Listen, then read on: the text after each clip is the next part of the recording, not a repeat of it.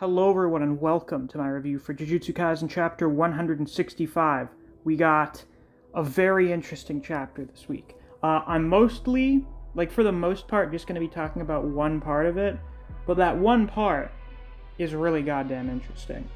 Because that's the part that stuck with me the most out of pretty much everything in the chapter. So we get a little bit of info about Higuruma, how he was pretty much a whiz in law school. Everyone thought he was a genius, but in reality he was basically just giving the correct answers. For him, things where there is a correct answer, where there's a right and wrong answer, it's the easiest shit ever. So for him, that's no big deal. Clearly, the challenges for Higuruma are situations where there's really multiple different ways to go about things. When there's a system where the right answer doesn't really get you the good result, like when someone is innocent, most of the time they're still found guilty, so shit's fucked. And turns out the dude is pretty much like a genius prodigy. He may be the biggest genius in terms of Jujutsu sorcery we've had since Mahito. In a period of 12 days, he figured out how to perform domain expansion. Of course, the more old form, non-lethal, quote-unquote, domain expansion. And then, as a result of that, figured out how to better make use of his cursed energy and curse technique, which is interesting. That's actually the reverse order of most other characters. In fact, all other characters, I think. Usually, you learn your technique, you dedicate a big chunk of time to mastering your technique, and then eventually, maybe, if you're good enough, you develop a domain expansion. In Higuruma's case, he seemingly developed his domain expansion first. So that's a very interesting twist on the way things usually work. Now, there's another twist, which is that if you are found guilty inside the forced suicide punishment, I know the official name is deadly sentencing or something. This is why I don't read the Viz translation anymore. It's sanitized everything to hell. Really sucked the life out of a lot of the writing. You can demand a retrial. You can get up to 3 trials as long as you did not admit your guilt. So that's a pretty interesting little caveat to the technique. I find that pretty interesting. It's a court. It's a real court. It functions the way a legal system kind of does, to the most bare bones extent possible. However, here's the deal. Seemingly what happens, if you demand a retrial, you're not necessarily being tried again for the same thing. Kind of strange. It's not really a retrial then. I guess you're really being charged for something else. But regardless, this seems to imply that Judgment looks at pretty much the entirety of your life. We already know that Judgment knows everything about the person caught in forced suicide punishment. So it seems most likely, because the next crime he's charged for is chronologically after the pachinko shop incident. He seems to have a rap sheet of all of the crimes you're responsible for in chronological order. He's got a list of them, much like I have a list of patrons. Special thanks to Fuse, Neo, Dijon Redden, Anthony Chavez, Honey Mustard, Zach Rowitz, K-God, Chris Redfield, Scratch23, Rat, Ryzen 4K, Artist, Map Campaign, Wave of Manga, and Chuck's Feed and Seed. Thank you all very much for supporting me on Patreon. I greatly appreciate it. And if you too want to get a shout out at some point during videos, or access to reviews for Solo Leveling and The Boxer, you can always become a patron as well. There's a link to my Patreon down in the description. So you may be wondering, what's Yuji on trial for this time? In his retrial, which is not really a retrial, it's whatever, not important. What's he on trial for? Well, this time, it would be that he is under suspicion of committing mass murder in Shibuya on October 31st of 2018. So, if you recall, last chapter I was wondering, hey, why didn't Judgment put you on trial for that? Seemingly it's a chronological order thing, I guess. Whichever crime happened first. is the one that you're, brought to court over first. Makes sense, I guess. Because if it was a matter of severity, unless you do like least to most severe, Yuji's a pretty good kid in general. There's a really big gap between underage gambling and committing mass murder. So maybe that's also how it works. But this is what I was wondering last chapter, is how the fuck does this work?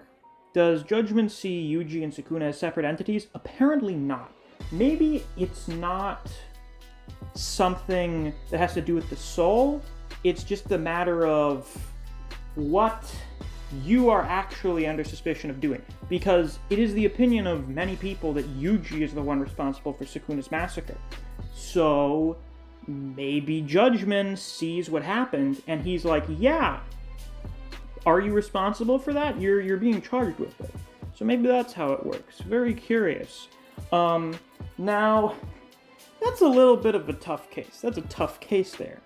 Now, what I would do if I'm here in this court trial is I would say, no, I was not responsible for that. My body was taken over by a 1,000-year-old curse who resides within me. I am a vessel for his spirit. He took over my body without my consent to the situation, and then proceeded to go on a rampage using my body. He was the one responsible for it. He used me as an unwilling tool in the incident. Now, what does Yuji do? Yuji flat out says, yeah, I killed those people. I'm not going to try to deny it or lie about it. And this is, of course, a terrible decision to do, because Higuruma's like, yo, what the fuck? Judgment is pissed. Judgment has like this really creepy, almost kind of scary look where it's like baring its teeth. It looks pissed off. And it sentences Yuji to death. Now, who the fuck knows what the death sentence is going to be? Maybe he'll be decapitated by one of the guillotines and for suicide punishment. That makes sense. Because they're already there. I don't know. We've seen that it's able to exert control over other people. It can take away your curse technique. That's how it's supposed to work on most people. It's supposed to stop you from using your technique. But in Yuji's case, since he doesn't have a technique, it just stops him from using his cursed energy. So, can it just make you die? Can it just make, like, your heart stop? I don't know, give you an aneurysm or something? We do know that it is possible for Sukuna to revive Yuji. If Yuji dies, I guess Sukuna can take over his body. Alternatively, because of Sukuna, it is possible to revive Yuji with reverse cursed energy when he's effectively dead, but maybe, not all the brain functions have shut down yet. I figure decapitating Yuji would probably be like an actual death sentence for him. I think that would actually kill him. There's not really a way to revive from that. We know reverse curse technique can't regenerate limbs on other people. If your arm or leg is mangled to shit, yeah, you can heal it. But if the thing is just entirely gone, no, you can't. So I imagine being decapitated is something not even Sukuna could maybe do much about. Now, why the fuck would Yuji do this?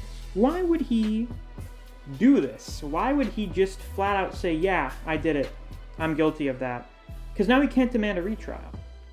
The rule is you can't demand a retrial if you admit to your guilt. So, the reason for this, of course, which I didn't harp on as much as I should have in the reaction, is because that's something that Yuji genuinely believes he's responsible for. There is no way that he can bring himself to deny his responsibility for it, even if it costs him his life. Even if it's going to make him lose this battle here, and now he won't be able to bring Higuruma to his side. However, I do think this is going to be a big help in that, especially looking at Higuruma's reaction to it. It's not something he can bring himself to do. He's too honest of a person. He places far too much of the burden of guilt upon himself. Now, this has to be the best follow-up to the Shibuya incident thus far.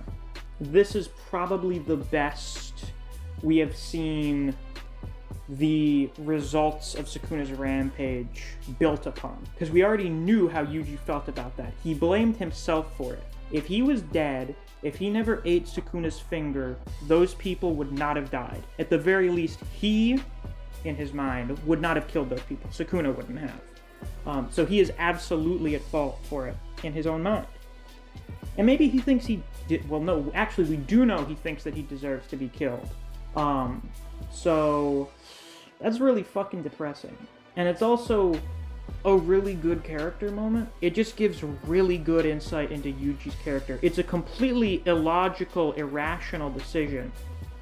And that's a very human thing to do. Making bad choices does not make someone a bad character. I would say this makes Yuji an even better character, because it goes to show how flawed he is. And I really like this. Okay, last chapter with domain expansion, and then this chapter with Yuji's guilty plea, I guess, is probably the most excited any chapters have made me since the Shibuya incident. The only other thing that's come close was the first 2 chapters of Perfect Preparation, because that chapter with Maki entering, trying to fight Ogi, and then it not working was really good. And then the chapter where she kills the shit out of Ogi is also really, really good. Those are 2 more of some of the best chapters we've gotten post-Shibuya, in addition to Higuruma's backstory chapter. And then I would say the chapter before this one, I think the chapter before this one is better overall, but the end portion of this chapter is pretty much just as good as the entirety of last chapter. Now, there is no plan here. Yuji has no plan in this situation. He was just like, no, I'm guilty. I don't care. Or, he cares. That's why he says that he's guilty. But I don't care what happens to me. I am responsible for that. How's that going to work out? Well, Higuruma is very clearly shocked by this. You can see it on his face. He can't believe that Yuji would just flat out say, yeah, I'm responsible for that. I killed those people. Presumably, Higuruma is aware of the Shibuya incident. I mean, everyone's aware of the Shibuya incident. So, first off, he would be like, what? How did you do that, actually? And then second of all, he would probably be like, why would you come clean about that so abruptly? Why would you just admit it like that? Because Higuruma's a defense attorney. Higuruma's job for much of his life has been to prove people's innocence, even in super impossible situations. And Yuji is a perfect case for that, because Yuji already was sentenced to death for Sukuna's rampage. And unfortunately in the Jujutsu world you don't seem to get a defense attorney. But maybe in this situation now, Higuruma will maybe actually be like, are you okay? What happened? Can we talk about this a little? And we're going to get into some kind of dialogue between the two. Some kind of discussion. And we're probably going to cement Higuruma as my new favorite character or something. Because I think the potential for this conversation, Higuruma established as a fighter for people who no one else believes. No one else would stand up for in a court of law. I think he is basically the perfect character to try and help Yuji grow from the Shibuya incident. Because his character is developed, but it's not like he's grown as a person. It's almost more like he's regressed as a person. And I think Higuruma is the perfect character to play upon Yuji's development post-Shibuya. Everything that happened post-Shibuya was planting the seeds. Higuruma is the water or fertilizer that's going to help those seeds grow. So needless to say, I'm exceptionally excited for next week's chapter. I haven't been this excited since last week? Actually, I've been really excited with all this Higuruma stuff lately. He's just so great. He's the best part of the Cullen game so far. By far. It's a big gap between Higuruma and everything else. So, first off, this is great. This is really good stuff for, the beginning stages of the Cullen game. It's great for Yuji's character. Higuruma's pretty great for the series in general. Higuruma stan. I think we're all becoming Higuruma stans very quickly. My new Nanami. He's great. And if this is a sign of the overall quality that we're going to be getting from the Culling game going forward, oh my god. We are going to have something better than Shibuya. Or if Shibuya is not your favorite arc, something better than Hidden Inventory. We're in for some good shit here, people. I'm very excited for it, and I hope you are too. So with that, that's all I have to say for this week's review. If you enjoyed, please be sure to like, comment, subscribe, and click that notification bell so you don't miss any of my uploads. I do Jujutsu Kaisen chapter reactions and reviews every week.